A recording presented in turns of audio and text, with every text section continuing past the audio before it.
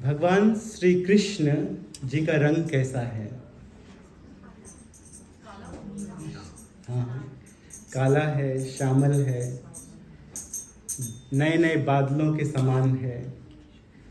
फिर बलराम जी का रंग कैसा है? बलराम जी गोरे गोरे हैं। भक्ति जीवन में जब कोई मनुष्य आगे बढ़ता है तो भगवान के प्रति उसका एक भाव उत्पन्न होता है, और 5 भावों में भगवान की भक्ति की जाती है। 5 अलग अलग भाव हैं जिन भाव में भगवान की भक्ति करते हैं। आप में से कोई जानता है कि वो 5 भाव कौन कौन से हैं? शांत, और कोई बताइए दूसरा? दास्य, तीसरा, और कोई बताइए? क्रम से बताइए। शांत, दास्य, साख्य, वात्सल्य और माधुर्य। ये 5 भाव हैं। हर किसी का एक अपना एक अलग भाव होता है जब कोई भगवान की भक्ति करता है। तो ऐसे तो बलराम जी स्वयं भगवान हैं, भगवान कृष्ण में कोई अंतर नहीं है, लेकिन उनमें सेवा का भाव है, वो सेवा करते हैं। तो वो अपने आप को भक्त के समान मानते हैं, लेकिन वो इन 5 भाव में कृष्ण की सेवा करते हैं। 5 के 5 भाव उसमें उनमें हैं। मैया यशोदा में वात्सल्य है, और दूसरे उनके सखा हैं, श्री रामा, सुदामा, सुबल, है ना, उनमें साख्य है, अर्जुन में साख्य है ना। कुछ वृक्ष हैं जो शांत भाव में, कुछ ऋषि मुनि हैं जो शांत भाव में भगवान श्री कृष्ण की वंदना करते हैं। गोपियों में माधुर्य है, लेकिन बलराम जी में 5 के 5 भाव हैं। बलराम जी 5 भाव में भगवान की भक्ति करते हैं। शांत, कभी कभी बलराम जी अम्ब्रेला बन जाते हैं भगवान के लिए, कभी कभी पिलो बन जाते हैं, बिस्तर बन जाते हैं, उनके ऑर्नामेंट्स बन जाते हैं, और वो भगवान की इस प्रकार से सेवा करते हैं। आप लोग जानते हैं कि जब भगवान विष्णु रूप में अपना विस्तार करते हैं तब बलराम जी शेषनाग बन जाते हैं। तो भगवान के बिस्तर है ना, बिस्तर भी हैं, तकिया भी हैं, शेषनाग बन जाते हैं। भगवान के प्रथम विस्तार हैं बलराम जी, इनको स्वरूप कहा जाता है। स्वरूप प्रथम विस्तार, और शक्ति है श्रीमती राधा रानी।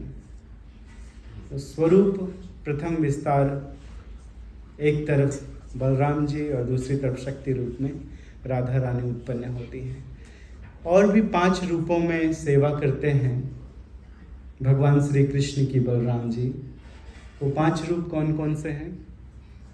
तो बलराम जी हैं स्वयं, और वासुदेव, संकर्षण, प्रद्युम्न, अनिरुद्ध अपना विस्तार करते हैं भगवान इन रूपों में, क्रिएशन करते हैं। इसके बाद तो स्पिरिचुअल जगत की और मटेरियल वर्ल्ड की क्रिएशन कौन करता है? बलराम जी करते हैं, भगवान की इच्छा से। भगवान केवल चाहते हैं और वो कर देते हैं। कौन कर देते हैं? बलराम जी अपनी इच्छा से कुछ नहीं करते। जब भगवान श्री रामचंद्र जी पंचवटी पहुंचे, तो पंचवटी पहुंचने के बाद श्री रामचंद्र जी कहते हैं लक्ष्मण। लक्ष्मण कौन है? बलराम जी हैं। लक्ष्मण, ये बहुत सुंदर जगह है, यहाँ पर आके मन को शांति की प्रतीति होती है। मैं चाहता हूं कि कोई स्थान चुनकर तुम कुटिया बना लो। तो लक्ष्मण जी क्या कहते हैं? कुटिया हम बना देंगे, लेकिन चुनना हमारा काम नहीं है। जहां तुम्हें अच्छा लगे वहां कुटिया बना दो। नहीं नहीं नहीं, आप चुनिए भगवान, मैं वहाँ कुटिया बना दूंगा। तो फिर भगवान ने एक स्थान को चुना, बहुत सुंदर स्थान को चुना और वहाँ पर कुटिया बना दी। लक्ष्मण जी ने बहुत सुंदर कुटिया बनाई, जिसमें से सीता जी का एक अलग रूम था, सीता जी का सामान रखने के लिए एक अलग रूम था, स्टोरेज था उसमें।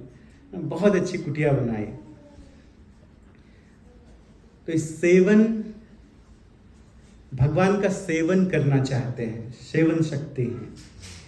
कौन? बलराम जी।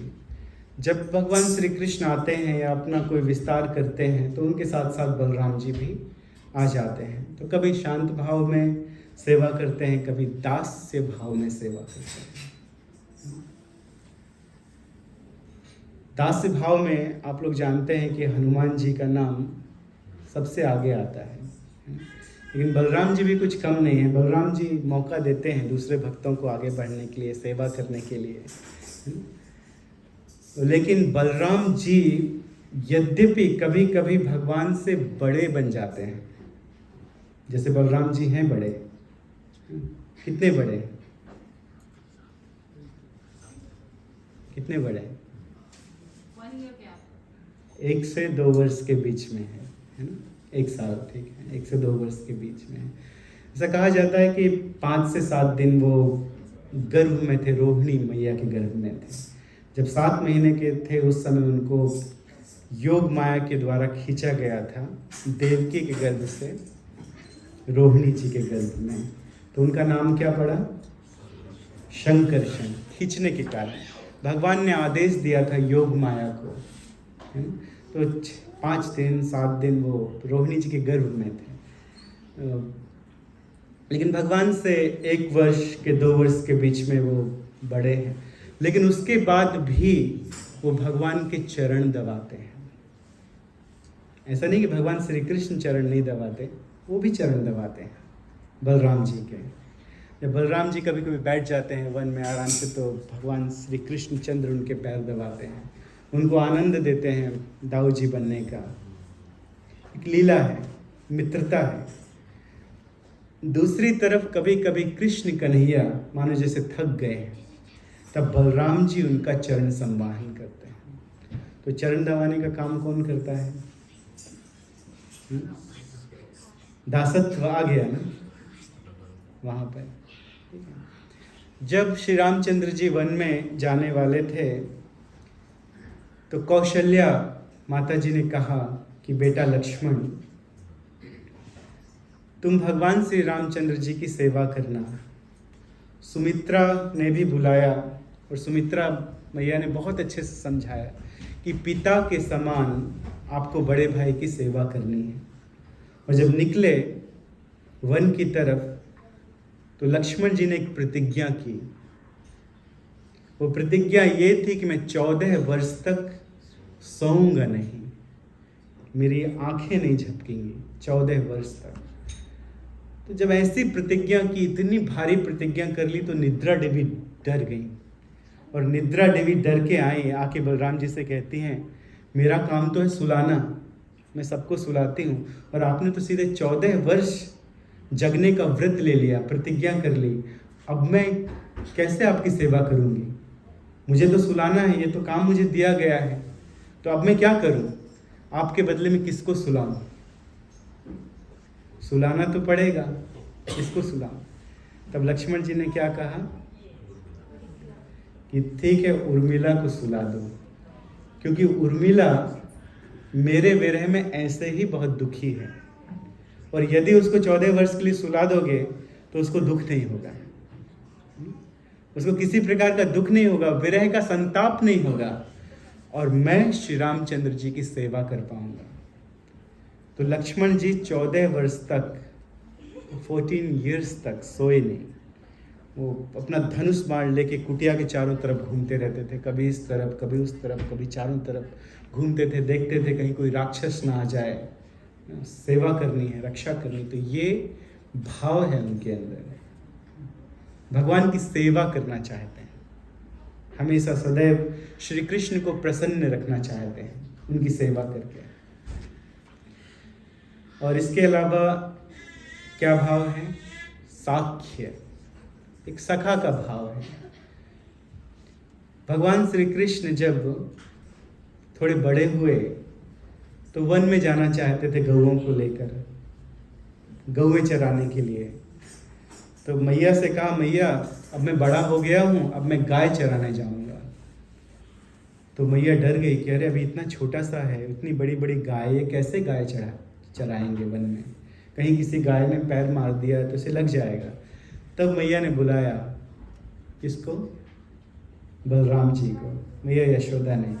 और मैया यशोदा ने कहा कि पूछा मीटिंग की पहले नंद बाबा से कि ये चराना चाहते, तो गाय चराने की अनुमति तो नहीं दी, लेकिन बछड़े चराने की अनुमति दे दी कि ठीक बछड़े चरा सकते हैं।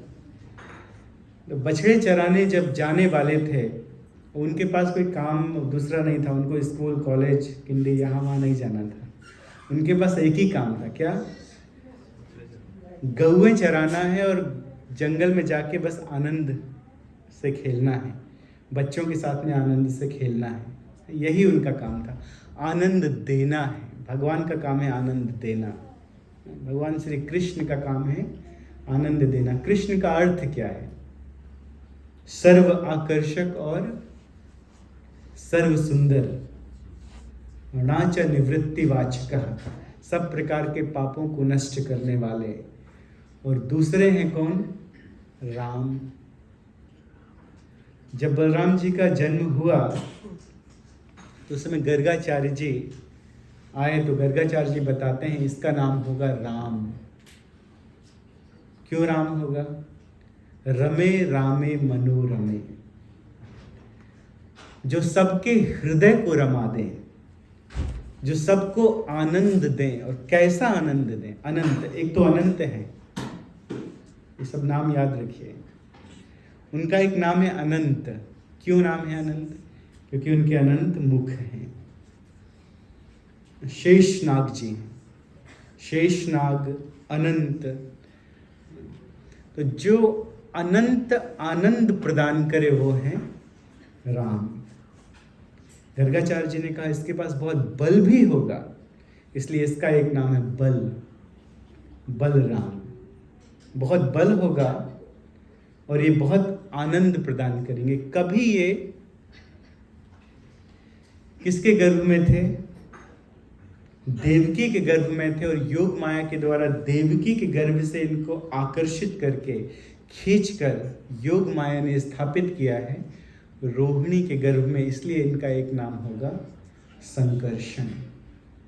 तो मैया ने कहा क्योंकि बल के आगार हैं, इनके पास बहुत बल है, तुम बड़े हो, समझदार हो, ये चंचल है, इसकी रक्षा करना, ध्यान रखना कि कहीं कोई गाय कोई पशु आके इसके ऊपर खुर ना रख दे।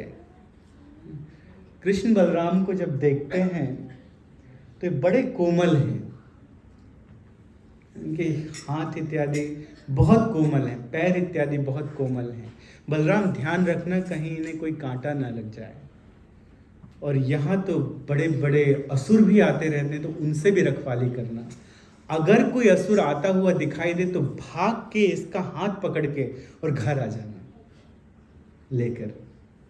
उस समय तो मालूम नहीं था कि यही सब असुरों को मारने के लिए आए हैं तो हाथ पकड़कर जल्दी से भागकर वापस आ जाना। तो इस प्रकार की शिक्षा देती हैं। और उस समय बलराम जी ऐसे गले में हाथ डाल के खड़े हुए थे। मैया चिंता नहीं करो, मैं इसका ध्यान रखूंगा। बलराम जी किसके गले में हाथ डाल के खड़े थे? कृष्ण जी के। तो कौन सा भाव हुआ? साख्य, सखा भाव में खड़े हैं, एकदम अपना हाथ रख के उनके गले के ऊपर, उनके कंधे के ऊपर। चिंता मत करो। लेकिन एक तरह से वो बताना चाहते हैं मैया को, अरे मैं क्या इसका ध्यान रखूंगा, देखो ये मेरा लोड सह के रखा है, मैं लीन हुआ हूं इस पे, ये मेरे सपोर्ट हैं, मैं क्या इनको सपोर्ट करूंगा, ये बताना चाहते हैं। लेकिन एक भाव है प्रेम से, प्रेम से कर। तो प्रेम का भाव भी है उनके बीच में और वात्सल्य भी है। जब मैया यशोदा ने कृष्ण को बांध लिया उखल में कि ये उखल सहायता करता है चोरी में, पहले तो बाहर का माखन चुराते थे, कंप्लेंट आई तो नहीं माना मैया ने, लेकिन जब घर का ही माखन चुराया तो देख लिया। आज तो इतनी गोपियां कंप्लेंट लेके आती थी, ये झूठ नहीं बोलती थी, सही बोलती थी कि चोरी करता है। आज मैंने अपनी आंखों से देख लिया, तो बांधूंगी इसे, मैं इसे सबक सिखाऊंगी। और बांधूंगी किससे? यही उखल से, क्योंकि यह सहयोग करता है, इसी के ऊपर चढ़ के माखन चुराता है। तो उखल के साथ बांध दिया। उस समय कृष्ण रो रहे थे, अपनी आंखों को मल मल के रो रहे थे। तो कौन गए उनके पास?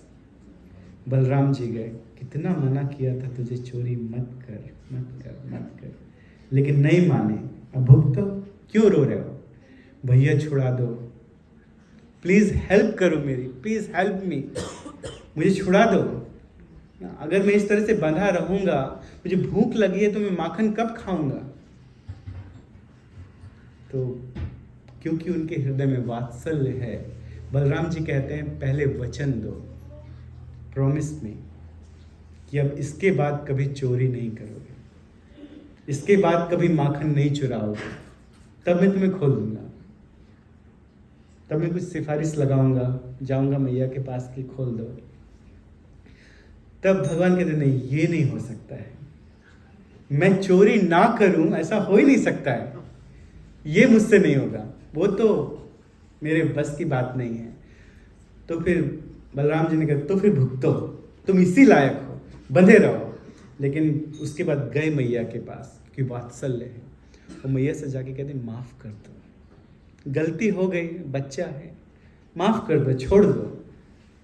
तो मैया ने कहा नहीं खोलूंगी, आज नहीं खोलूंगी।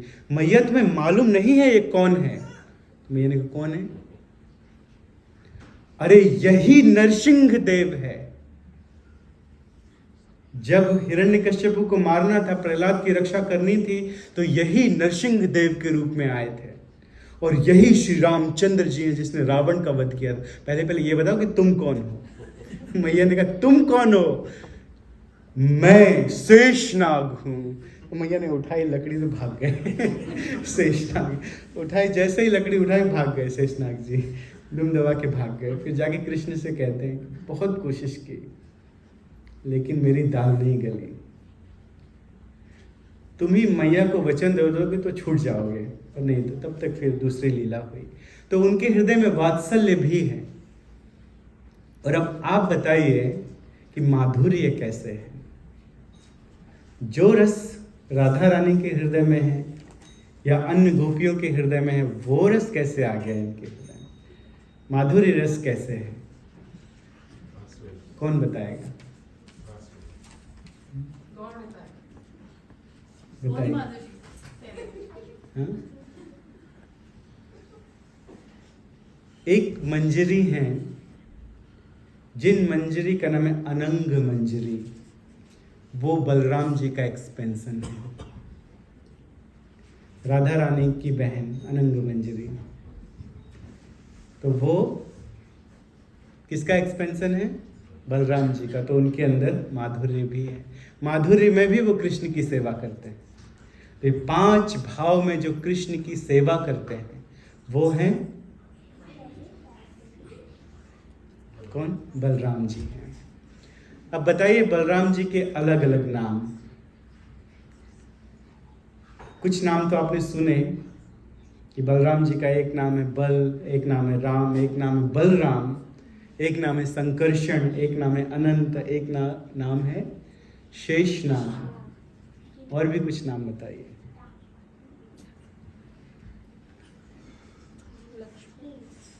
लक्ष्मण, लक्ष्मण बन के आए, सेवा किया उन्होंने, ठीक है। नित्यानंद, नित्यानंद महाप्रभु, ठीक है। और बलदेव, दाऊ जी, और उनका एक नाम है हलधर या एक नाम है हलायुध, जिनका आयुध क्या है? हलप्लाव, जिनका आयुध है, या हलधर जो हल धारण करते हैं। भगवान श्री कृष्ण, आपसे कोई पूछे कि कृष्ण बलराम में क्या अंतर है? कृष्ण सुदर्शन धारण करते हैं, बलराम जी हल धारण करते हैं। कृष्ण बांसुरी बजाते हैं तो बलराम जी क्या बजाते हैं? भैंस का बिगुल बजाते हैं। ठीक, कृष्ण बांसुरी बजाते हैं, बलराम जी भैंस का बिगुल बजाते हैं। ठीक है। और रंग का अंतर तो आपने बताया कि एक नीले हैं, दूसरे गोरे हैं। तो उनका एक नाम है हलधर, वो हल धारण करते हैं। एक समय की बात है जब बलराम जी द्वारिका में रहते थे। कहाँ रहते थे? द्वारिका में। द्वारिका नगरी किसने बसाई है? कृष्ण जी ने बसाई है। किसने बनाई है? विश्वकर्मा जी ने बनाई है। कृष्ण ने बसाई है, विश्वकर्मा जी ने बनाई है। विश्वकर्मा जी कौन है? स्वर्ग के आर्किटेक्चर है ना? तो जब रहते थे द्वारिका में तो वो गए थे 2 महीने के लिए वृंदावन में। तब उन्होंने वारुणी पी थी और गोपियों के साथ उन्होंने भी रासलीला की थी, लेकिन वो दूसरी गोपियां थी। कृष्ण की अलग गोपियां हैं, बलराम जी की अलग गोपियां हैं। तब उन्होंने यमुना नदी का आवाहन किया, यमुना नदी को बुलाया। अब यमुना नदी कौन है? कालिंदी। कौन है कालिंदी? कौन है? यमराज की बहन। यमराज की बहन कौन है? कालिंदी। अरे भगवान श्री कृष्ण की चौथी पटरानी है, चौथी रानी है भगवान श्री कृष्ण की। तो बुलाया। उन्होंने भी सोचा कि ये तो मेरे जेठ जी हैं और हम हैं भगवान श्री कृष्ण की रानी, तो हम क्यों जाएं? उन्होंने बुलाया। क्यों बुलाया? कि जल क्रीड़ा करेंगे गोपियों के साथ। जो दूसरी सेट ऑफ गोपियां थी उनके साथ हम रास लीला करेंगे या जल क्रीड़ा करेंगे जल में। तो यमुना जी का आवाहन किया कि पास में आओ, लेकिन यमुना जी नहीं आई। तब उन्होंने क्या किया? अपने हल से वो यमुना नदी के 100 भाग करने वाले थे, 100 धाराएं बनाने वाले थे अलग अलग। तब उन्होंने क्षमा प्रार्थना की यमुना जी ने कि माफ़ कर दीजिए, गलती हो गई हमसे, हम आपको पहचान नहीं पाए, आप ही साक्षात भगवान हैं, आप में भगवान में कोई अंतर नहीं है, सब कुछ आपसे ही आता है, आपने ही सृष्टि इत्यादि की है। तो प्रार्थना की। प्रार्थना करने के बाद वे प्रसन्न हुए और यमुना जी आके आई। एक बार और उन्होंने अपना हल चलाया था। कब चलाया था? हस्तिनापुर में। क्या हुआ था? सांब। भगवान के एक पुत्र हैं सांब। सांब विवाह करना चाहते थे लक्ष्मणा जी के साथ में। लक्ष्मणा कौन है? दुर्योधन की पुत्री। दुर्योधन की पुत्री के साथ में विवाह करना चाहते थे। तो गए स्वयंवर में, और स्वयंवर में देखते देखते उन्होंने लक्ष्मणा जी का हरण कर लिया। लक्ष्मणा जी का, क्योंकि वो नहीं चाहते थे विवाह करना दुर्योधन इत्यादि सांब के साथ में, तो वो किडनैप करके ले आए। लेकिन फिर दुर्योधन ने अपनी सेना भेजी, अपने कुछ बड़े बड़े विराट सैनिकों को भेजा, उनके महाबली लोगों को भेजा और उन्होंने बंदी बना लिया सांब को। तब द्वारिका में सेना सजाई जा रही थी युद्ध के लिए, युद्ध करने के लिए। सोचो अगर द्वारिका से सेना आ जाती तो क्या होता। लेकिन बलराम जी ने उस समय क्या कहा था? हम लोग तो यही स्वरूप जानते हैं कि बलराम जी क्रोधित हो जाते हैं, लक्ष्मण जी क्रोधित हो जाते हैं, क्रोधित होकर किसी को भी भस्म कर देते हैं। लेकिन वहाँ पे बलराम जी ने समझाया था। बलराम जी बहुत समझाने में बहुत एक्सपर्ट भी हैं। उन्होंने कहा कि शांति से काम चल सकता है, युद्ध करने की क्या आवश्यकता है, मैं जाता हूँ और मैं समझाऊंगा। तो वे गए समझाने के लिए, लेकिन दुर्योधन इत्यादि नहीं माने। तब उन्होंने अपने उसी आयुध से, अपने हल से हस्तिनापुर को खींच के वो गंगा में डुबो देना चाहते थे। पूरी हस्तिनापुर को खींच के और गंगा में डुबो देना चाहते थे। उस समय फिर माफ़ी मांगने के लिए गए थे कौन? दुर्योधन इत्यादि सब के सब गए माफ़ी मांगने के लिए, और उन्होंने स्वयं लक्ष्मणा का विवाह करा दिया। किससे? सांब से करा दिया। बढ़िया यथोचित विवाह उन्होंने करा के पहले ही करा देते थे लेकिन जब समझ में आया उनको कि अब तो हम मारे जाने वाले हैं, वो भी समझ में आता है। ये असुर का एक क्वालिटी है असुरों की, ये थोड़ी देर के लिए समझते हैं फिर भूल जाते हैं। जानामि धर्मम न च मे प्रवत्ते, जानामि अधर्मम न च मे निवृत्ति। ये महाभारत का श्लोक है। भगवान के पास एक बार गए दुर्योधन और जाके कहते हैं कि ऐसा नहीं है कृष्ण कि मैं धर्म को नहीं जानता, मैं धर्म को भली भांति जानता हूँ। जानामि धर्मम न च मे प्रवृत्ति, लेकिन उसमें प्रवृत्ति नहीं है, करने की इच्छा नहीं होती है। जानता हूँ धर्म को अच्छी तरह से, जानता हूँ क्या करना चाहिए क्या नहीं करना चाहिए, लेकिन प्रवृत्ति नहीं होती, इच्छा नहीं होती करने के लिए। जानामि अधर्मम न च मे निवृत्ति, और ये भी जानता हूँ कि अधर्म क्या है, लेकिन उससे निवृत्ति नहीं हो रही, वो छोड़ने की इच्छा नहीं हो रही। कारण क्या है? क्यों ऐसा होता है? क्यों ऐसा हुआ? क्या कारण है? मूल कारण के बताइए। क्या कारण? इस प्रवृत्ति का कारण क्या है? एक कारण बताइए। हाँ, संग, एसोसिएशन। किसके साथ है? दुष्टों के साथ में है। किसके साथ में है? शकुनी मामा के साथ में है। कैसे होगा? तो जब तक संग का त्याग नहीं करेंगे, संग त्यागात सतो वृत्ते है, तब तो प्रवृत्ति होगी। बुरा संग त्याग ये वैष्णवाचार। तो संग त्यागात सतो वृत्ते है, बुरा संग छोड़ के जब अच्छा संग करेंगे तब प्रवृत्ति होगी। लेकिन प्रवृत्ति क्यों नहीं हो रही? क्योंकि बुरा संग साथ में चल रहा है, शकुनी का संग साथ में चल रहा है, और शकुनी उनके कान भर रहे हैं, तो निवृत्ति नहीं हो रही।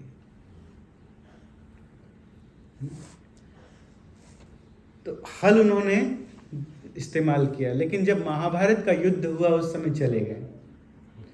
उस समय उन्होंने किसी का साथ नहीं दिया। क्यों? क्योंकि दोनों प्रिय थे। बलराम जी को दो प्रिय थे, दुर्योधन भी प्रिय थे और भीम भी प्रिय थे। पांडव भी प्रिय थे, कौरव भी प्रिय थे। श्री कृष्ण चंद्र जी ने तो साथ दिया, लेकिन बलराम जी छोड़ के चले गए।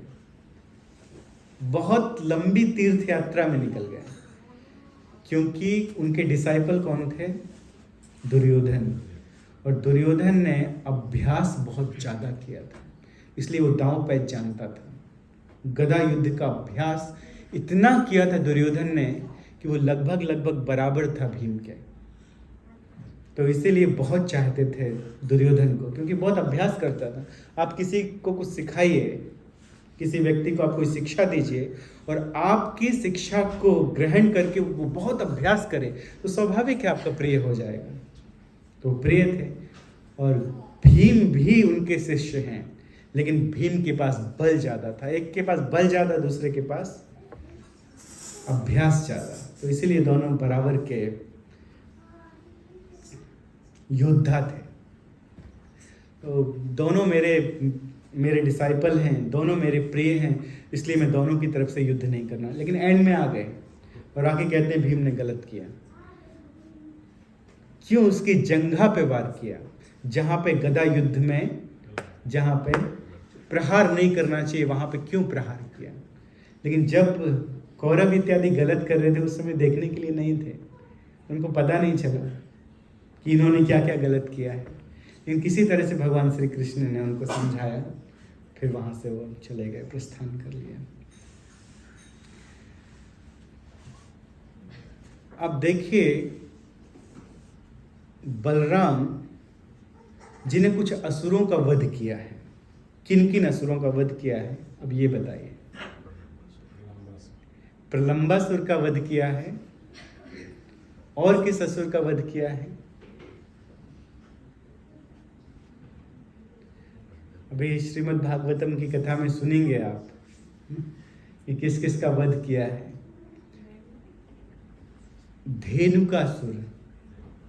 धेनुकासुर और प्रलंबासुर का वध किसने किया है? बलराम जी ने। क्यों किया? दूसरों का नहीं किया, इन्हीं का क्यों किया? इनका भी नहीं करते, बाकी सबका तो कृष्ण ने किया। पूतना को कृष्ण ने मारा, तृणावर्त, बकासुर, अघासुर, चाणूर, मुष्टिक, सब तो कृष्ण मारे जा रहे थे कृष्ण के द्वारा। कहीं ना कहीं ये दोनों किसी तरह से बलि महाराज के वंश से संबंधित हैं। और भगवान ने बलि महाराज को वचन दिया था कि मैं तुम्हारे वंश में किसी को नहीं मारूंगा। ये संबंधित हैं दोनों, प्रलंबासुर और धेनुकासुर। तो उनको बलराम जी से मरवाएंगे, ठीक है तुम मारा। तो एक ताड़ वन में कंसानुशिष्ट, कंस के द्वारा कुछ असुर, बड़े बड़े असुर, जिनका नाम क्या था, धेनुकासुर। और धेनुकासुर के साथ में और भी असुर थे, और वो किस रूप में रहते थे, गधे के रूप में। बुद्धि भी गधे की थी, इसलिए भगवान के भक्त नहीं थे। तो वो सब रहते थे ताड़वन में। 12 वनों में एक है ताड़वन, और उस वन में बहुत अच्छे अच्छे फ्रूट लगे हुए थे, फल लगे हुए थे, बहुत अच्छे अच्छे फ्लावर लगे हुए थे, लेकिन उसका उपयोग कर नहीं पाते थे ब्रजवासी। क्यों? वो इन असुरों के द्वारा वो सुरक्षित था, और वो सप्लाई करते थे सारे फलों को, सारे फूलों को मथुरा में कंस के लिए, और खुद खाते थे। तो भगवान गए वहाँ बलराम जी, और जोर से उन पेड़ों को हिलाया, जोर से हिलाया। बलराम जी आदि गुरु हैं, आदि गुरु हैं, सबके गुरु हैं। बलराम जी आदि गुरु हैं। तो शिक्षा दे रहे हैं, मानो अभी भी समझ जाओ, लेकिन वो नहीं समझे। वो वहां पे उल्टा क्रोध आ गया। तो जो भक्त हैं वो ऐसे, उनको शिक्षा दी जाए, उनको शिक्षा नहीं, उनको और क्रोध आता है। शक किससे और क्रोध आता है, तो क्रोध आ गया उनको। तो क्रोध आया, और वो गधे भी अलग अलग रंग के थे। किसी का रंग लाल था, किसी का नीला, किसी का हरा रंग था, और अलग, और किसी का काला रंग था। तो ये अलग अलग रंग में आए। और सबसे पहले तो ये गधा आया, बड़ा गधा, इसका नाम था धेनुकासुर। ये सामने से भी मारे तो कोई भागने का प्रयास करे, पीछे ही पहले पैर से छाती पे प्रहार करना शुरू किया। किसके? बलराम जी के। तो वहीं दोनों पैर पकड़े बलराम जी ने, और जोर से घुमाया। तो जब घुमाया जोर से, तो घुमाने में ही उसके प्राण निकल गए, और घुमा घुमा के उनको पेड़ों के ऊपर फेंका, आकाश में फेंका। तो फिर कृष्ण भी आ गए, वो भी फेंकने लगे असुरों को घुमा घुमा के। तो ऐसा लगा जैसे आकाश में गधे उड़ रहे, रेनबो आ गया। अलग अलग विचित्र प्रकार के रंग आकाश में आ गए थे, गधे उड़ रहे थे आकाश में। तो इस प्रकार से तालवन को मुक्त किया। और तालवन में जो फल लगे थे, फूल लगे थे, उसका उपयोग फिर सबने किया भगवान श्री कृष्ण को सजाने में, भगवान श्री कृष्ण को खिलाने में। इस प्रकार से उनका उपयोग किया। और दूसरा प्रलंबासुर। प्रलंबासुर का वध कैसे किया? कभी कभी ग्वाल बाल खेलते हैं, क्रीड़ा करते हैं। तो उनकी क्रीड़ा कैसी होती है, एक दूसरे ग्वाल को अपनी पीठ पर रख लेते हैं, और पीठ पर रख के दूर तक जाते हैं। बड़ा आनंद आता है ऐसा करने से बच्चों को। बच्चे कभी कभी कहते हैं कि हम अपनी पीठ पर बैठा लो, और अब थोड़ी देर तक जाइए, उनको बड़ा आनंद आ जाता है उसी में, है ना।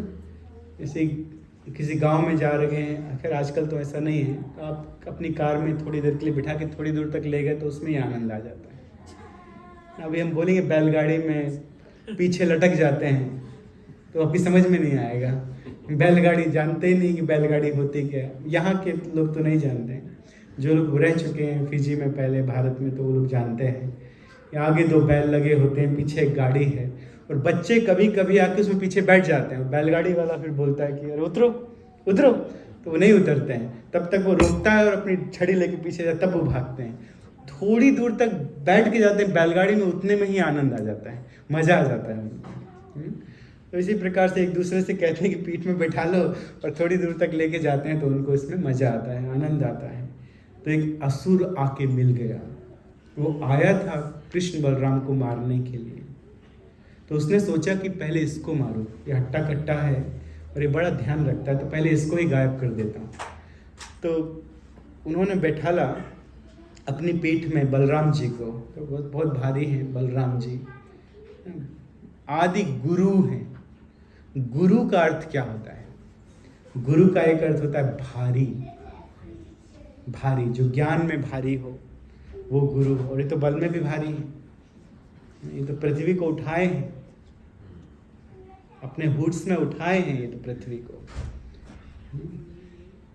भगवान श्री कृष्ण सोते हैं इनके ऊपर, वही भगवान श्री कृष्ण जिन्होंने 3 पैर में वामन रूप में पूरे ब्रह्मांड को नाप लिया, वो सोते हैं इनके ऊपर आराम से, और ये आराम से सैया बन के और अम्ब्रेला बन के खड़े रहते हैं इनके ऊपर।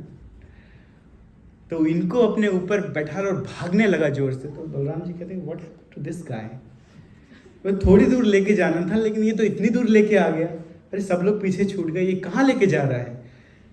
बहुत दूर तक लेकर गया भागते हुए। तब बलराम जी समझ गए कि अरे ये तो प्रलंबासुर है, ये तो राक्षस है।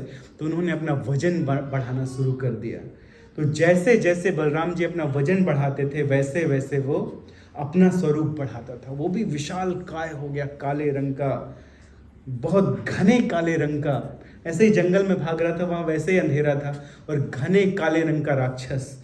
उसकी पीठ में यहाँ पर बलराम जी चंद्रमा के समान सुंदर सुनहरे, तो ऐसा लग रहा था जैसे काली रात में पूर्णिमा का चंद्रमा निकला है। बाहर जाके देखेंगे आप, बस चंद्रमा दिखाई देगा ना, वैसा ही लग रहे थे बलराम जी उसकी पीठ में। फिर उसके बाद बलराम जी समझ गए मानेगा नहीं, तो अपनी मुष्टिका से प्रहार किया उसके सिर में, और वहीं वो खून उगलता हुआ समाप्त हो गया, मर गया। तो प्रलंबासुर का वध भी उन्होंने किया। और भी बहुत कुछ कर सकते हैं बलराम जी, चाहते तो वो गोवर्धन उठा लेते, सेवा तो इनको करना है, क्यों भगवान को सेवा करने दिए, क्यों नहीं गोवर्धन उठाए। चलिए बताइए क्या कारण है कि भगवान कृष्ण ने गोवर्धन उठाया, बलराम जी ने गोवर्धन नहीं उठाया। बलराम जी देख रहे थे ये सेवा कर रहे हैं, ये सब की ब्रजवासियों की सेवा कर रहे हैं। सेवा किसको करना चाहिए? सेवक को। लेकिन यहाँ तो कृष्ण सेवा कर रहे हैं, क्या कारण क्या है जी? हीरो बनाना था, ठीक है, ठीक। कभी कभी क्या होता है कि व्यक्ति सक्षम है लेकिन दूसरे को मौका देता है, खुद कर सकता है लेकिन दूसरे को मौका देता है। ब्रह्मा जी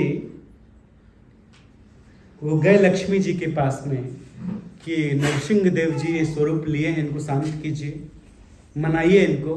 तो लक्ष्मी जी ने क्या कहा कि मैंने इनके बहुत स्वरूप देखे हैं लेकिन इतना डरावना स्वरूप आज तक नहीं देखा है, मुझे उनके समीप जाने में डर लग रहा है। लक्ष्मी जी उनको शांत कर सकती थी, उनकी सबसे बड़ी सेविका है, उनके चरण सम्माहन करती रहती। लक्ष्मी सहस्त्र सत संभ्रम सेव्यमानम गोविंदमादि पुरुषम तमहम भजामि। शांत कर सकती थी लेकिन नहीं, क्यों? कभी कभी बड़े बड़े सक्षम भक्त दूसरों को श्रेय देना चाहते हैं कि प्रहलाद महाराज को यहाँ पे श्रेय देना है, भक्त को श्रेय देना है, प्रहलाद महाराज की महिमा को सारे जगत के सामने लाना है। तो ब्रह्मा जी गए प्रहलाद महाराज से, कहते हैं कि अब तुम ही शांत कर सकते हो, जाओ अपने आराध्य देव को शांत करो। तो प्रहलाद महाराज ने शांत किया, और सारा संसार क्या कहता है कि लक्ष्मी जी भी शांत नहीं कर पाई, किनको?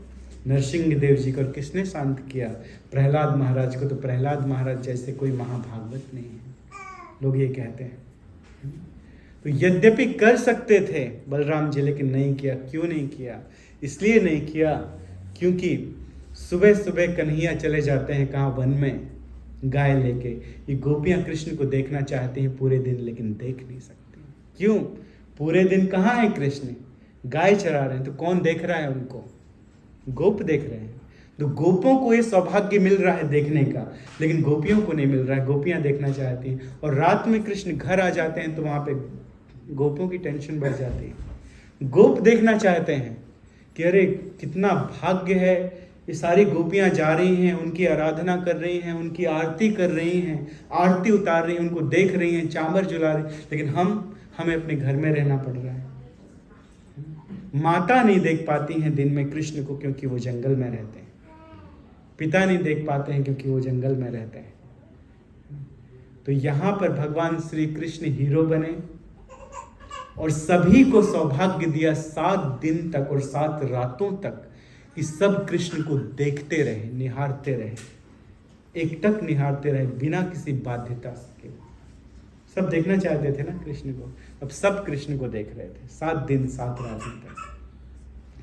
तो कुछ ऐसी लीलाएं हैं जो भगवान चाहते हैं करना और बलराम जी चाहते हैं कि वो कृष्ण ही करें, उनकी इच्छा को समझ जाते हैं और वो कृष्ण को ही करने देते हैं। तो ये ऐसी लीलाएं हैं। और इसके अलावा भक्ति रस देने वाले, जीवों को डिलीवर करने वाले, जीवों का उद्धार करने वाले वो भी कौन हैं? वो भी हैं बलराम जी। जीवों का उद्धार करने वाले भी बलराम जी। जीवों को पकड़ पकड़ के लेके आते हैं कृष्ण के पास कि इनका उद्धार कीजिए। नित्यानंद प्रभु को हरिदास जी को बुलाया चैतन्य महाप्रभु ने और क्या कहा कि घर घर जाइए, द्वार द्वार खटखटाइए और खटखटाने के बाद जब कोई दरवाजा खोले तो क्या मांगना? मांग लेना थोड़े केले, थोड़े चावल, थोड़ा दही, थोड़ा माखन, नहीं, कुछ मत मांगना, केवल इतना कहना कि हरे कृष्ण बोलो, गाओ कृष्ण, कहो कृष्ण, भजो भजो कृष्ण, गाओ कृष्ण। कैसा है? करो कृष्ण शिक्षा। जाके कहना कि कृष्ण का नाम ले लो, एक बार हरे कृष्णा बोल लो, एक बार हरे कृष्ण महामंत्र बोल लो। तो वहीं पर जाते जाते बीच में एक बार जगाई मधाई मिले। अब देखिए, बहुत ध्यान देने वाली बात है।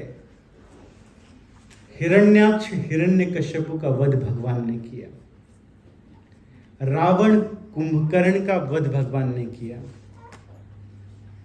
शिशुपाल दंतवक्र का वध भगवान ने किया, लेकिन जगाई मधाई का उद्धार किया।